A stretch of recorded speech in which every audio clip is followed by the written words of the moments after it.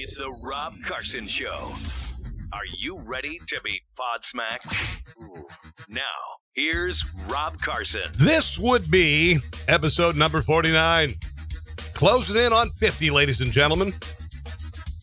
Pretty soon, our podcast will be receiving, I should say, in the mail, AARP propaganda. This is number 50, and it's going quickly for me. I hope it's going quickly for you. Thanks for listening. I would encourage you, if you would please, to download this podcast and share it with others. My goal, I want to get to 20,000 people a week, all right? And I don't think that's out of the question. It's a pretty good podcast. If I do say so myself, just go ahead and check out my Facebook page. It is at Rob Carson Show. And my website, brand new, by the way, it is robcarsonshow.com. By the way, just kind of an interesting, to me anyway, I guess, fact.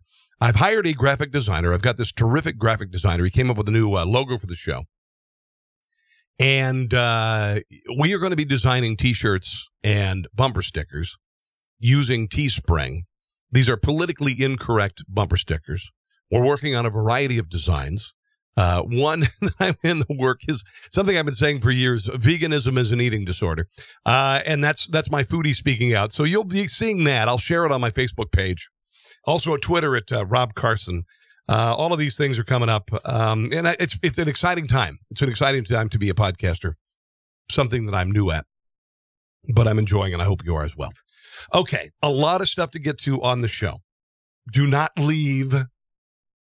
Do not stop listening. There is a CNN reporter who's facing backlash for eating human brains. A Latina university student at a very expensive private college wants white people to pay for her spring break. Oh, you know how many college students use their student loans for spring break? Listen, Bernie Sanders, I'm going to share this with you. It is unbelievable the amount of money that is being wasted, okay, for partying. The Air Force has some new words that are offensive they want to ban. What else? Oh, California DMV. They're going to allow self-driving cars without a human in the car. I mean, you as a passenger, yes. But you say, for instance, you're on Uber, the car will drive you. That is a huge hit for a lot of industries, and it's going to get real crazy here locally. Normally, or I should say not locally, but nationally. With regard to positions that are currently occupied by people. And we've always kind of snickered about, the automated grocery checker. All right.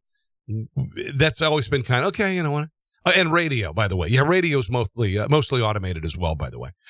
Radio has become, I sat for literally years while the next studio next to me was empty. All right. Now it's getting real. And this is going to impact a lot of folks, including cab drivers, including people who are truck drivers. All of these are going to be impacted dramatically by the automation of driving.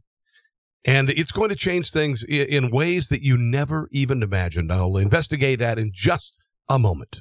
I wanted to start with a story out of Des Moines, Iowa. Students at Valley High School in Des Moines are being shamed for wearing patriotic colors to basketball games. All right. This is one of the segments I like to call, so it's come to this. All right.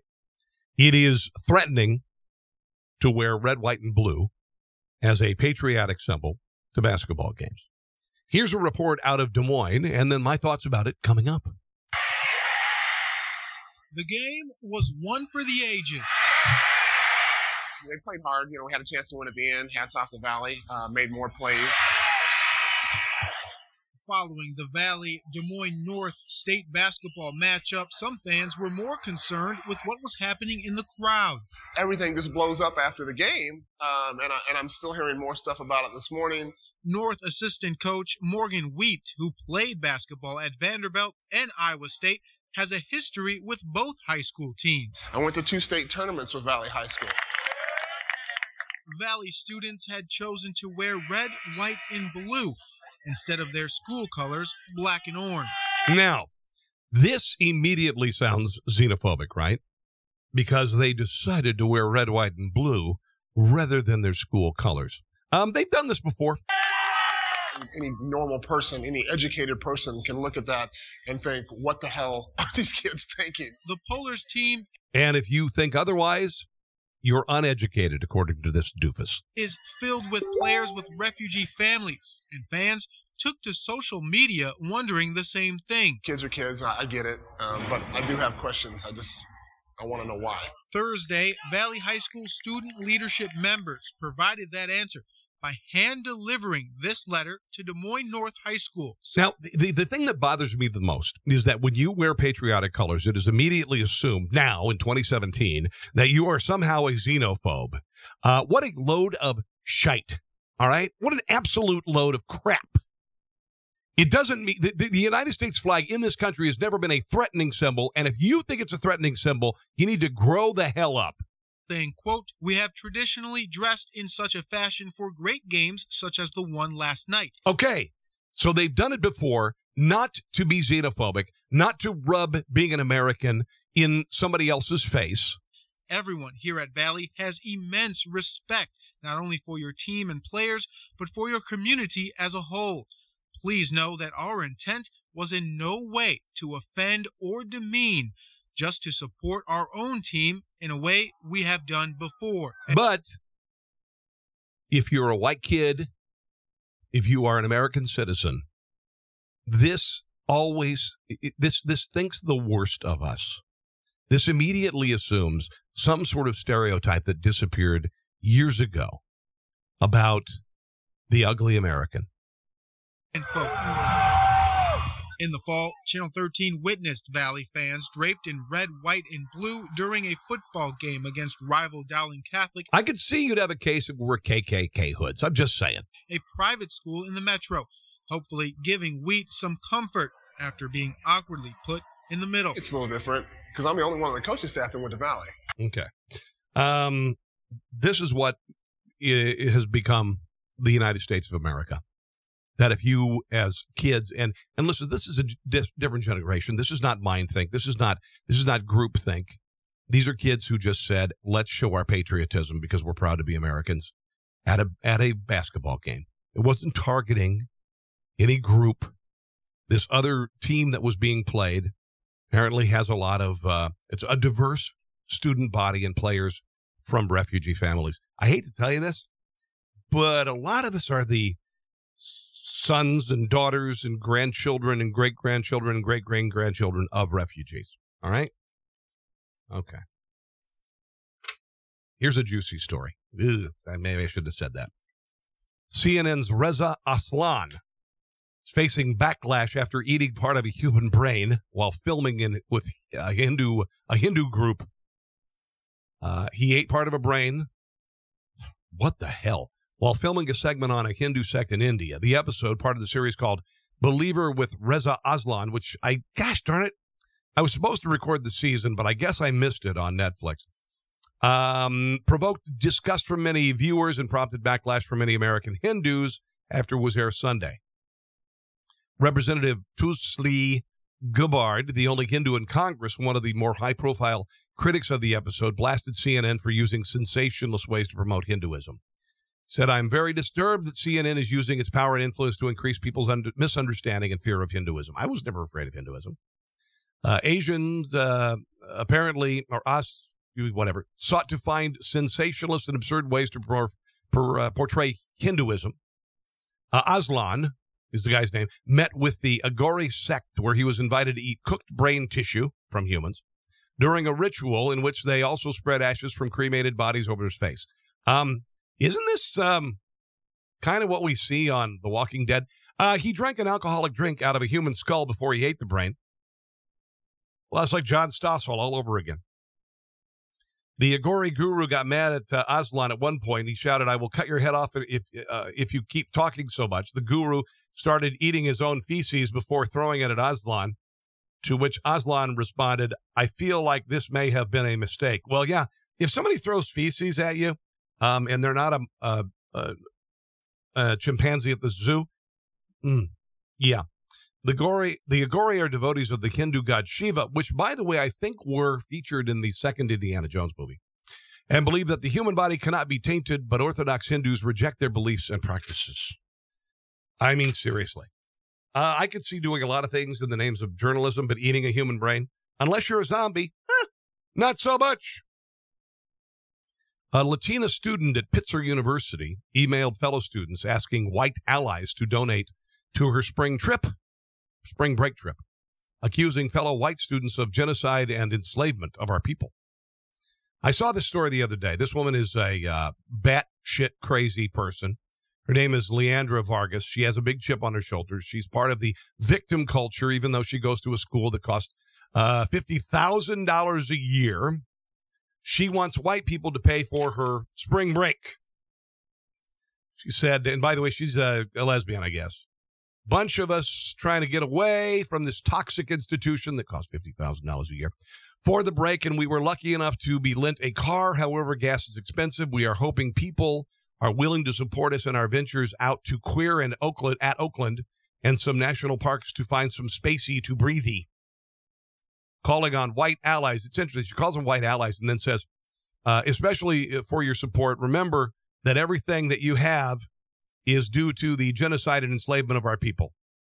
Yet all I'm asking for is a bit of cash to get us through this week. Thanks. A big heart. Yeah. Hey, I want to borrow some money for some gas for my spring trip because you committed genocide and enslaved our people. So, I think what 20 spot would be good. Yeah. I guess that would be kind of like the Jews asking Hitler to cover their spring break. I'm just saying. If you really believe that, why would you approach the people who committed genocide for their help? I mean, honestly. Oh, and speaking of which, spring break, listen to this. Okay, Bernie Sanders is, and by the way, this whole college debt thing is a myth. It's a load of crap. If you incur debt as a student, it is your responsibility. You have to pay for it. I did. You have to. If you spent $100,000, you went $100,000 in the hole for a women's studies degree or Elizabethan poetry or whatever, F you. All right? 30% of America's college students with student loan debt admitted that they plan to fritter away part of the federally subsidized loan funds to pay for spring break. Lind EDU, student loan marketplace, said that they conducted a survey of 500 students, showed that 30.6% of debt-ridden students say they're using the funds to pay for airfare and hotels and to party on vacation. Data from Orbitz obtained by Lind EDU shows that 55% of Americans' college students travel to some exciting destination for spring break. That 55% equates to 11 million plus students taking vacations. I never went on spring break. Lind EDU estimates that nearly 2.4 million cash-strapped students enrolled in U.S. colleges and universities will spend loan money on thrilling adventures this year. By the way, 23.8% of America's college students admit to using student loans to buy beer and liquor. Just under 7% are willing to say they use their student loans to buy drugs. Only 7%. I mean, that's nothing, You need your weed. You need your weed. 5.6% they said they gamble or bet on sporting events. So you add up the 7 and the 6 is 13, and the 23 is the 36, and they add that to the 30. I am seeing close to 60%, maybe even 65% being frittered away for expenses other than paying for your tuition.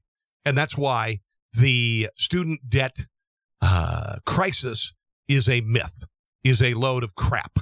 Okay. Here is a really funny story. Miami Herald reports that Stephen Gutierrez was arguing in a Miami-Dade courtroom on behalf of his client, Claudie Charles. By the way, Charles was standing trial for second-degree arson after he lit his own car on fire. But back to the attorney, Stephen Gutierrez. He's standing there arguing doing closing arguments for his client, standing trial for arson, and suddenly smoke began to emerge out of his pants pockets. As Gutierrez addressed the jury for the final time during the trial, smoke began billowing out of his pockets, promoting him to rush for an exit, leaving the jury confused and speechless. He made for a nearby public restroom where he quickly ascertained his e-cigarette had caused the small fire. He tossed the scalding hot e-cigarette battery into the sink and ran water over it. Returned to the courtroom to finish the statement. Sometime later, Gutierrez said this was not staged. No one thinks that a battery left in their pocket is somehow going to explode. After careful research, I know now this can happen. I am not the only one that this has happened to, but I am in a position to shed light on the situation. Bravo. Bravo. Oh, that's fantastic. This doesn't make any sense. Right now, U.S. consumers are consuming more bottled water than soda. Okay? Consumption of bottled water reached 39.3 gallons per capita last year. It's weird. Did you know, and I just maybe you knew, there is a thing in your kitchen, and it's called a sink. And there is this thing that comes up, and water comes out of it. It comes out of it. Oh, you just turn, there's a right handle, there's a left handle. The right one is cold, and the left one is hot. And if you put a glass under that device, you'll get a glass of water. I know, weird, and it's free. Per capita consumption of water, 36.5 gallons. Soda, about 39. Guess that doesn't make any sense. Consumption of about 39 gallons per capita. Soda. Yeah, okay. Anyway, it looks like that bottled water is more popular than soda. This would make sense if the oceans were filled with Diet Coke. Dollar sales of soda still outpaced bottled water sales. Soda generated $39.5 billion. Water came in at $21.3 billion, which makes sense because you see, water fills up your toilet and you can water your lawn with it. Coca-Cola and Pepsi began dominating the bottled water market. They saw, the foolishness of buying expensive bottled water. Together, the two soda giants account for 26% of all bottled water sales. Nestle sold the most bottled water out of all other providers, capturing 23% of these sales by volume, which makes sense when you consider the company. This is so weird. The other day, I got some Aquafina, and I got some Ozarka, and I got some, what else? I don't know what it was. Maybe it was just the generic brand of water, and I tasted them, and I went, these are pretty much all a odorless, tasteless, chemical composition of hydrogen and oxygen. I'm just saying. I can tell the difference between Coke and Pepsi, but I can't tell the difference between water and water. Water and water. The Air Force is afraid that words like boy and girl might be offensive. I thought this ended with the Obama administration. Senior Air Force leader recently wrote in an email to a large number of airmen saying they're not seamen, they're airmen. Humor of a 14-year-old boy. It's never gone away. They should take time to study a long list of words that may be construed offensive. Includes words like boy and girl. Can you say homeboy? Anyway, the email was sent to airmen at Lackland Air Force Base. You got to imagine that service members just roll their eyes and go, you dumb ass. Some of the offensive terms, according to this email, not sent to seamen. See what I did there? Airmen, boy, girl, you people, that's offensive. Colonial. What if your house is colonial? Blacklist. Blackmail. You can't say blackmail anymore. Sounds Greek to me. Blondes have more fun. Does anybody still say that? Does anybody? I mean, honestly, millennials, do you say that? And too many chiefs, not enough Indians. I have never used that expression. I've had too many chefs in the kitchen. I've never heard of too many chiefs, not enough Indians. No one under 80 years old uses too many chiefs, not enough Indians. According to this email, please be cognizant that such conduct is 100% zero tolerance in or outside of the work climate. Let's capitalize on our richly diverse climate and help others seek assistance if they're struggling with compliance. How about this? How about you just bomb the shit out of some people? All right, how about you just do what you're supposed to do and defend the air space above us, okay? How about that? You go to theaters of war and you don't worry about this crap. Honestly, if you are a soldier, you have no time for this bull crap. It's a joke. Your job is too serious to consider these non-serious, idiotic, politically correct edicts from management, who, by the way, who should just retire. Things got pretty intense at a drop-off line in an elementary school. And I've been there. Listen, I take my daughter to school, and this is just in a junior high. It used to be bad at the elementary. And it gets tense because there are parents there who have no regard for who's behind you, who take their time. They give the kisses, and they do this, and get your trombone, and blah, blah, blah, and then they cut you off. And the worst places in the world are dropping off kids. It is. Apparently, there was a mom, got mad, busted out a gun, threatened another mom while dropping off her child. Happened at Deer Park Elementary School. The children of the two mothers were in the cars belonging to the parents as the gun threat went down. Witnesses say the disagreement appeared to begin after one of the moms criticized the way the other mom was driving in the school zone. A veritable parent on the street in Deer Park, interviewed by a local TV station, suggested that it's unwise to mouth off at people when you become angry in the current social climate. Is blaming that on the Trump administration? I don't know. It's always been this way. Road rage. You know, if you're going to go off on somebody and mouth off, I mean, you don't know what people might have in the car, the parent opined. And with me, you know, concealed carry licenses and all that stuff nowadays, obviously this parent needs to go back to school. You don't know. So don't go mouth off to somebody unless you're ready to see what they're going to do. The mom with the gun did not fire. No one was injured in the incident. Both parents involved in the fracas remain unidentified. Later on that day, the Deer Park principal, Lisa McLaughlin, sent out a letter. Quote, I'm writing to inform you of an incident involving two parents that took place at the drop-off lane at Deer Park Elementary. As students were being dropped off before school, two parents were involved in a disagreement. The confrontation escalated, ending up with one parent pointing a firearm at the other. Other parents witnessed the disagreement, and the police were contacted and quickly arrived on the scene. At one time or another, we've all experienced frustration while driving, but as our students know all too well, it's never a good idea to react when emotions are high. My hope is that we can all look back at what happened this morning and reconsider how we deal with disagreements and anger in our lives. There's gonna be a video for this, right? Don't pull a gun on another mom. You know. Takeout robots in Washington, D.C. Delivery robots being manufactured by Estonian company Starship Technologies. Of course, it's being manufactured by Starship Technologies. Going to be delivering food to customers' doors. I just wonder, I mean, these little robots, they got 6 wheels and everything. What's going to keep people from stealing the robots? Anyway. They're doing this in D.C. In 2016, Domino's Pizza became the first pizza company to deliver an order via drone in New Zealand.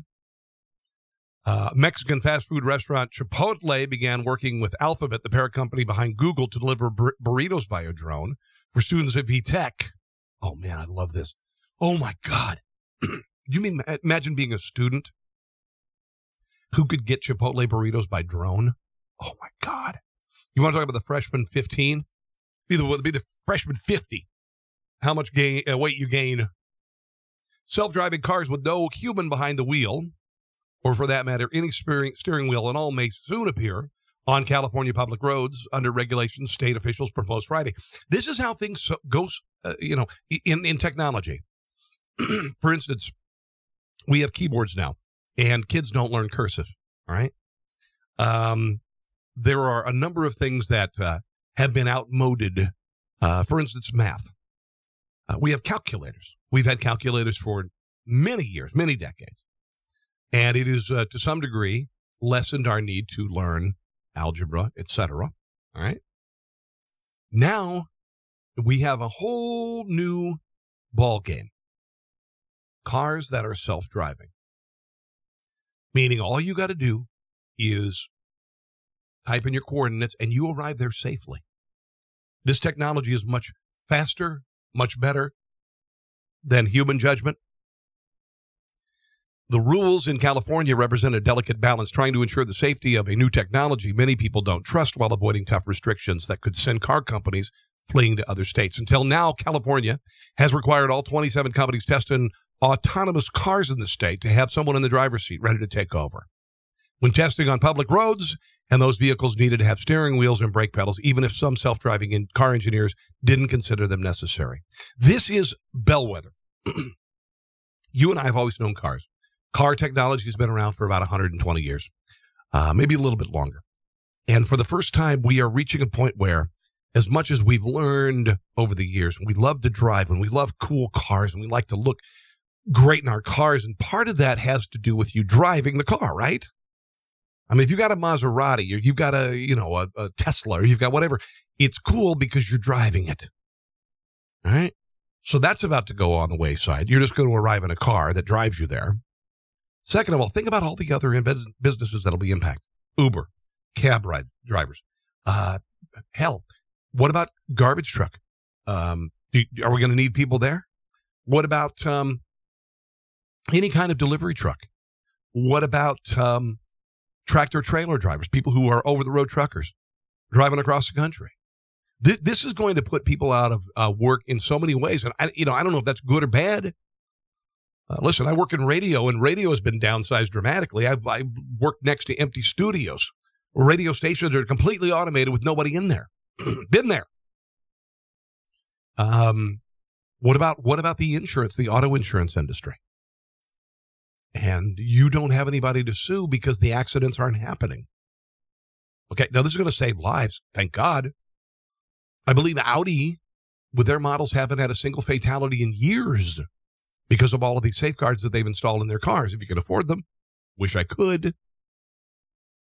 What about traffic enforcement? In Washington, D.C., I just read the other day, 110 million traffic violations by automated cameras in D.C. That means hundreds of millions of dollars in fines. I would love to see D.C. get screwed by self-driving cars. I would love that. All right. A couple of other stories I want to get to here. I've got some trans stuff to get to. There's a bunch of trans stuff to get to. But this is interesting, and I saw a couple stories. We're always concerned that violent video games are going to convert our children to killers, and it's not happening.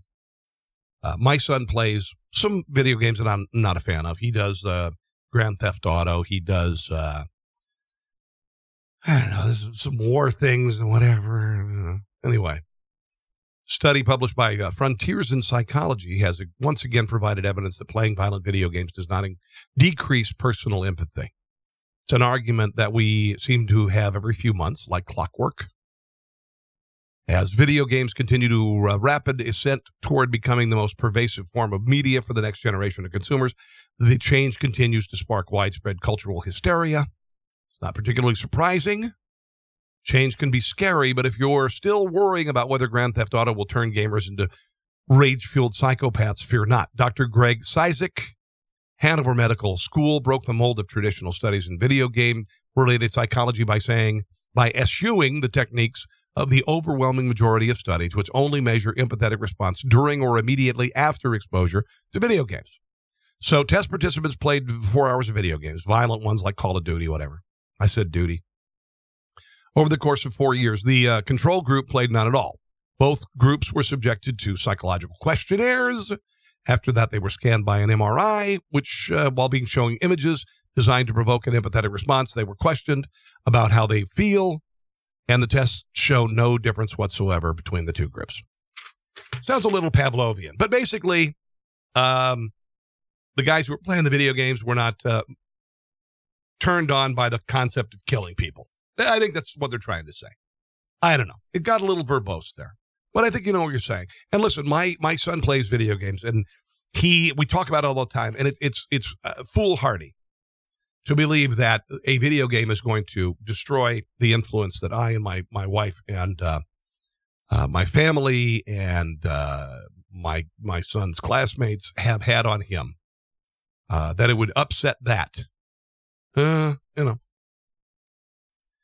not a big fan. Listen, I don't think it's particularly good for you to play violent video games, but they're not as bad as you think.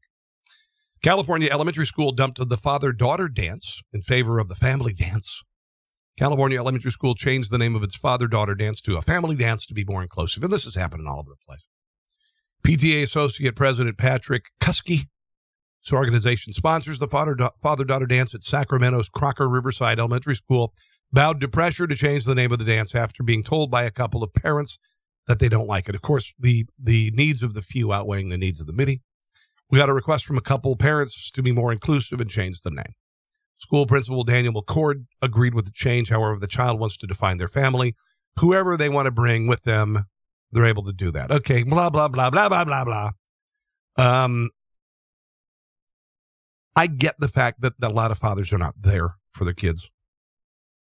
And that's what I'm more concerned about. Fathers leave their children. And kids are left heartbroken. I'm one of those kids. My father left me when I was 7 years old. I'm not a daughter, but you know what I'm saying. I do have a sister. No father-daughter dance for you, girl.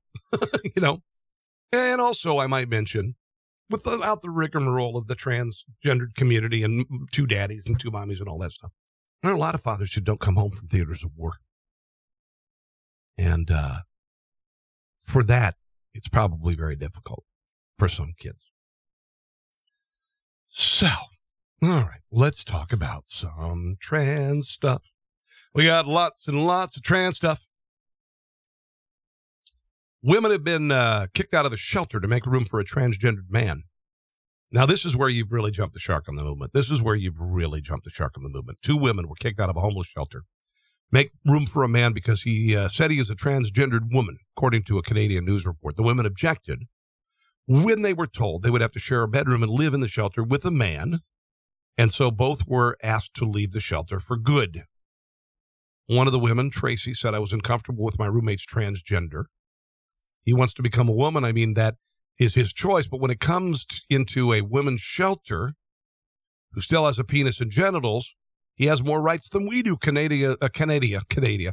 Canada's progressive law forbids discrimination against people who are trying to live as members of the opposite sex. The legal rule gives them the legal authority over women and men who prefer to live, work, and socialize with their own sex. The Canadian law even backs men who merely say they're transitioning and have not undergone sex change surgery.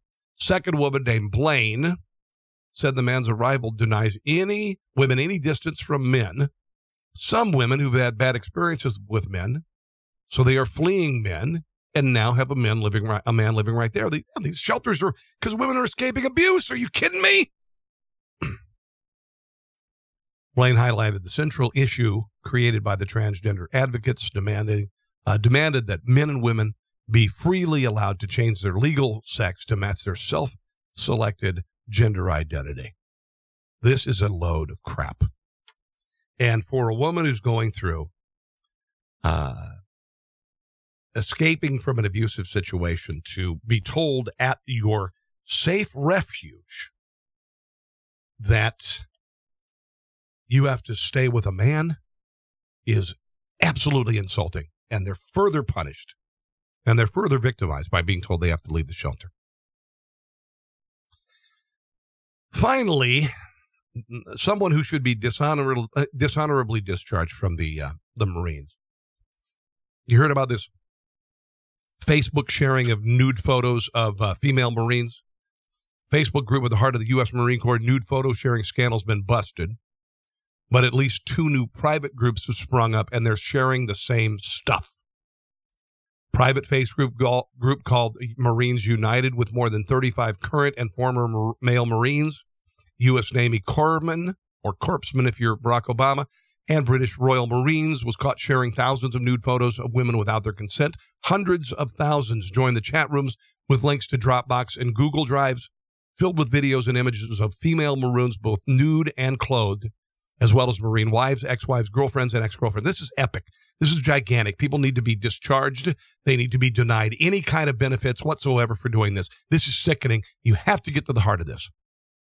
In some cases, dozens of women were identified with their full names, ranks, and locations of duty station.